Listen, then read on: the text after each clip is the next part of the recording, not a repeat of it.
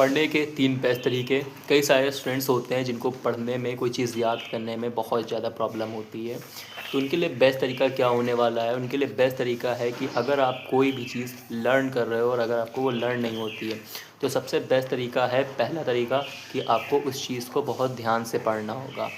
आप कोई भी चीज़ पढ़िए, बहुत ही ध्यान से पढ़िए और उसको कई बार पढ़िए।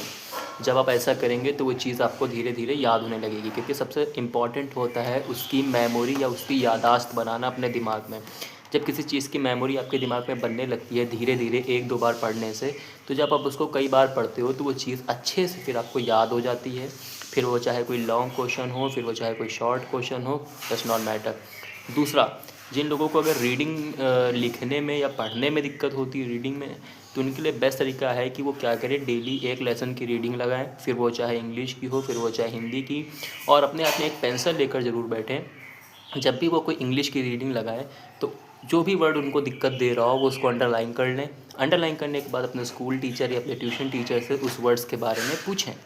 अगर आप एक दिन में 10 वर्ड्स की गलतियां करते हो तो आप ध्यान रखो, महीने में आप 300 से 350 वर्ड्स की गलतियां करोगे और उन गलतियों को सुधार भी करोगे, तो सिंपल सी बात है, आपकी जो रीडिंग होगी वो परफेक्ट होगी, आपकी रीडिंग में सुधार होगा। तीसरा, जिन लोगों को मैथ्स में दिक्कत होती है, मैथ्स में क्या तरीका है। मैथ्स के लिए सबसे इम्पॉर्टेंट है, वो चाहिए आपको कॉन्टीन्यूटी।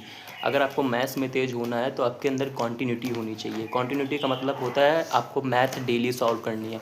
भले आप 10 क्वेश्चन मैथ के पर डे लगाएं, लेकिन आपको मैथ डेली सॉल्व करनी है, इससे आपकी कई सारी चीज़ें बन जाएंगी।